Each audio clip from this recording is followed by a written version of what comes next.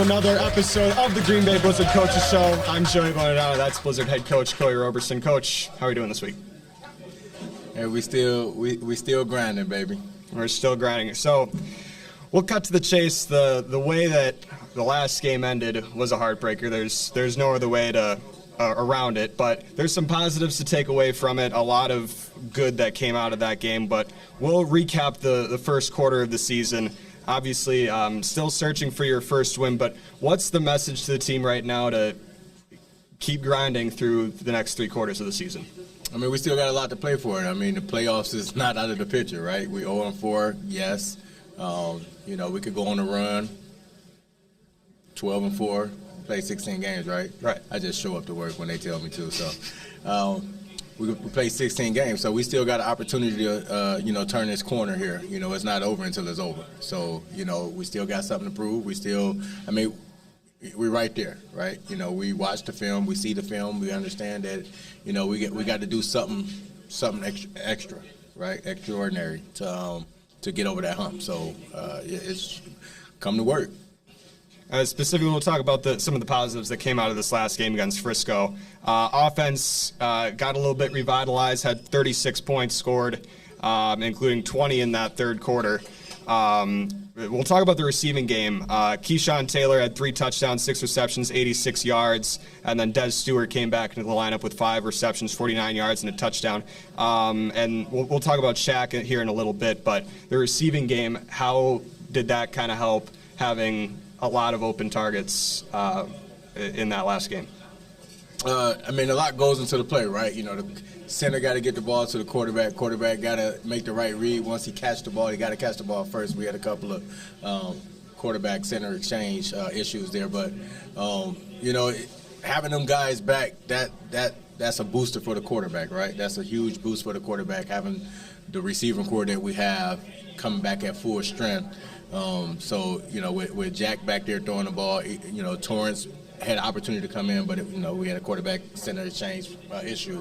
That was huge, and then to see them clicking on all levels, that was great to see.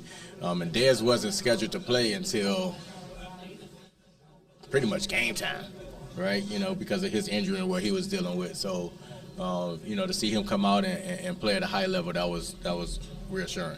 And we touched on it a little bit before. Shaq Currington was moved to running back to play the game. Didn't have a lot of running attempts, but what was that role kind of for him out of the backfield, being a little bit more of a blocker and coming out of the backfield on some routes? We switched it up this week, right? We had to get a little fire. We haven't made the announcement, but it's coming out. It'll be in the report tomorrow. So, we was down to running back, and Shaq filled in. He's that Scotty type of guy who can do utility type of guy who can do multiple things, and he filled in at running back. I think the biggest thing that we saw in him was the heart and effort that he displayed. His blocking wasn't the best, but he got the job done, right? Especially in the second half, you could tell he got more comfortable with what we were asking him to do as far as, whether we motioned him out of the backfield and or block or slip screen or whatnot. So I think that just what we just displayed was we gave the defense something else to worry about, because at any point in time we could go 4 wide as well as keep him in the game, and he could be in the backfield. So and we got a couple other guys who could play running back, but Shaq number was called and he stepped up for us as a team player. And then finally, Jack Sheehan made his first start last week. We saw him a little bit in the Iowa game, but made his start against Frisco. Settled in, had a nice second half, finished 15 for 29, 192 yards, 5 touchdowns with just 1 interception. He was our player of the game last week. Talk about how he came in and settled in and helped the team get close to victory there at the end. Jack, you don't even know he's around sometimes. He's so quiet, right? He don't complain. He just come out. He just do his job. He's been that way from the time that he pulled in from Florida. That's where he's from, Florida. So he's been that guy, right? But to see him settle down, he was late on some throws. We still got some things that we need to work on, to make sure we're on time. That interception that he threw, we were late. So the game is starting to slow down to him. When he first got in the game in Iowa, that first drive, he was just like, oh, this game is fast, right? It's hard to correlate that in practice, with the game speed, and the bullets are starting to really fly because in practice, we really don't hit the quarterback. I think that might be something we start to do. Moving on, just playing. But no, so he settled down, and his completion percentage shows, especially that second half, and he made the right reads and made the right throws. We're not going to talk about one of the throws to Keyshawn that we talked about in film yesterday, but it was a touchdown, so we'll take it. All right, we'll actually have Jack come up here and give us a little bit of interview here.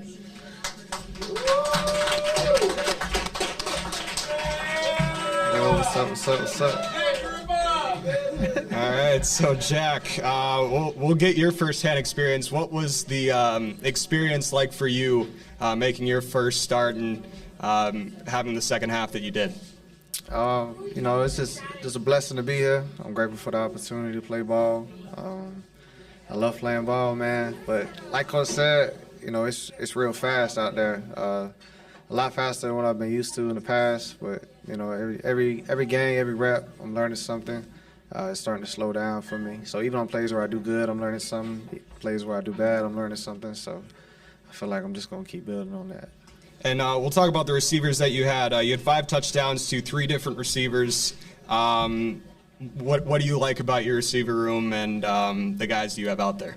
Our receiver room is stacked. I mean, we just got a bunch of ballers. From Dez, KT to Shaq, Steve to Damian. I haven't seen another team that has the level of elite players that we do, just from watching. And they make me look good. You know what I'm saying? Like, there's a lot of throws I had that weren't necessarily the best throws, and they turned them into touchdowns. You know what I'm saying? So, I got to give them the props. It's just a lot of fun being out there playing with them. And then finally, the question I always like to ask my players in interviews, I gave you a little bit of a heads up on it earlier. What's your favorite thing to do here in Green Bay?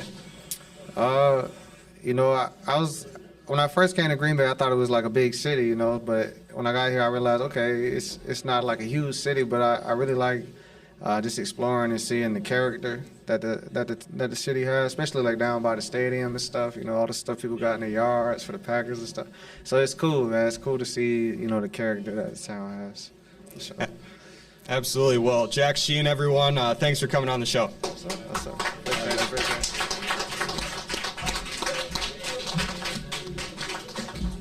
Well, we'll discuss the week ahead. Right away, I have another home game here against the Massachusetts Pirates. They're the defending United Bowl champs. You split the series with them last year 1-1. Talk about your thoughts coming into this game and the matchup with Massachusetts. Massachusetts, that's a good football team. I mean, they undefeated this season. I think they on a 14-game winning streak, if I heard everything correctly. We're going to have to play football, right? You know what I mean? We got to show up. Defense got to play well. Offense got to click on all cylinders. And, in order for us to be successful, everything has to align correctly. Special teams has to be on point as well. From kickoff return. I mean, we just got to leave it out there, 60 minutes of football, and grinding it out. They're not going to come in. It's not going to be an easy football game. Of course, we 0-4, so we have everything to play for. Nothing to lose, right? At the same token. So, and they have everything to play for. They're the defending champs, and everybody's gonna give them their best shot. And they every bit of everything as advertised with the players that they're bringing in. And we'll highlight a player that was around last year as well. He made his first start against your squad last year in Week 2. Alejandro Benefield, their starting quarterback. Talk about what you've kind of seen on film, going back to that first start that he made where he was the offensive player of the week that week, all the way through where he is right now, and the matchup you hope to see with him on Saturday. I mean, United Bowl MVP, right? So he's a champion. You could tell his poise in the pocket, how his presentation. He don't get rattled. Nothing phases him. He's one of those elite quarterbacks that you look at and you like, he got it, right? Whatever it is, he got it. So, we looking to cause some disruption, make him uncomfortable, and with that, bringing some pressure, getting some pressure on them, and with the pressure, it creates turnovers. So, we do a great job of that, and I don't expect anything less. They got a pretty solid O-line. If that's one thing I can say about Massachusetts, they line play is top notch. By far, one of the best in the business. So, our D-line and our O-line gonna have their hands full as well. And then finally, you touched a little bit on it earlier, but just final message to the team this week. Obviously, got a couple more practices yet this week, but going into Saturday again, into that game, what's your message to the squad? Well, let's just continue to get 3% better. 3% better each day. So, focusing on what we can control the controllables, and we're gonna worry about Wednesday practice, and then we're gonna focus on Thursday's practice. We'll worry about Saturday when it gets here. So everything that we do from this point moving forward is gonna prepare us for that game on Saturday.